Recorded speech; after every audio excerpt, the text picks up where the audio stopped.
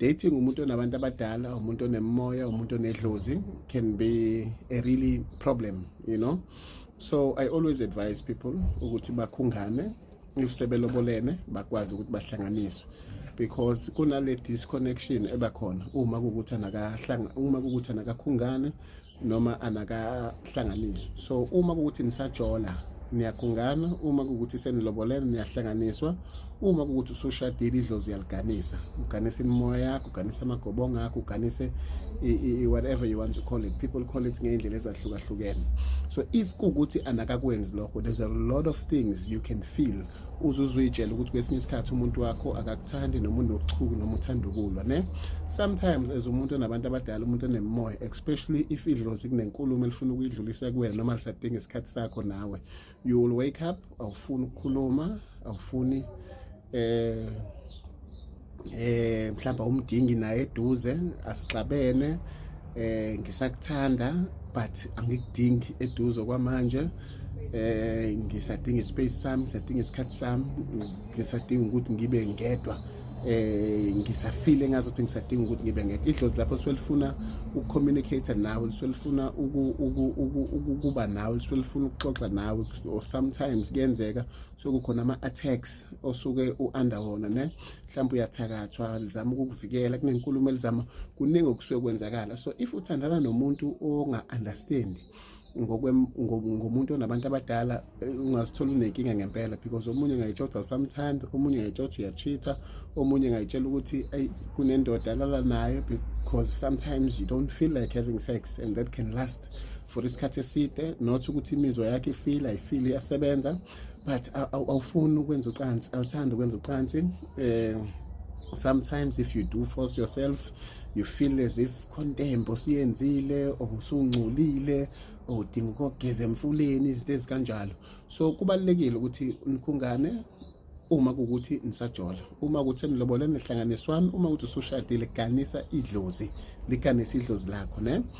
Otherwise idlozi can go to an extent la khona uthola ukuthi selize liyanihlukanisa, because njengoba ngisho, if umuntu onabantu abadala kuya ngokuthi kufike bani, khona bani eduzane kwakho ngaleso sikhathi, you know, you behave differently.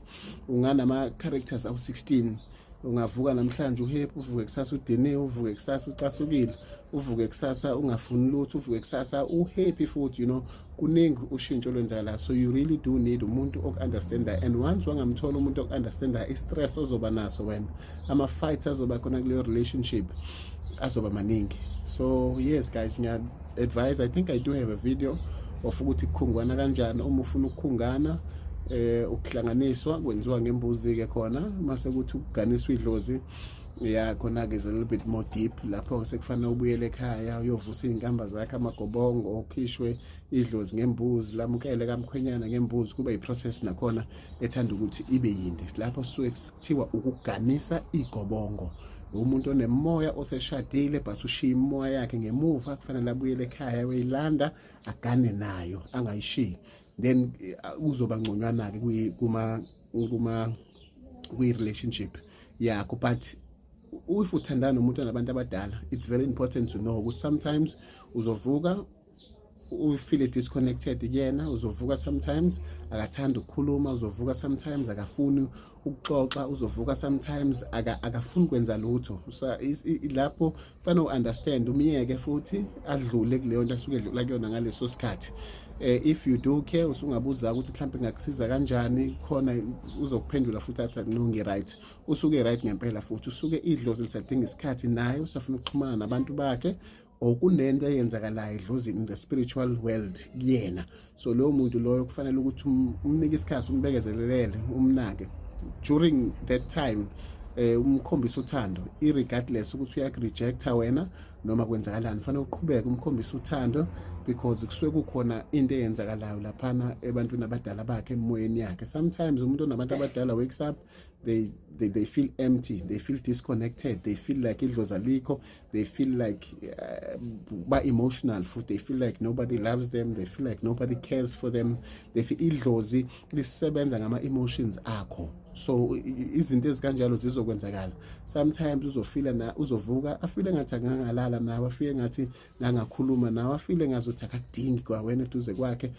Lapho lo muntu kufanele akaphume ayolwandle akayothandaza emfuleni, ayothandaza, azame ukuzithola, azifune ukuthi kwenzakalani, kodwa kusuke kukhona into esuke yenzakala idlozi lisuke lifuna ukuthi lixhumane nayo.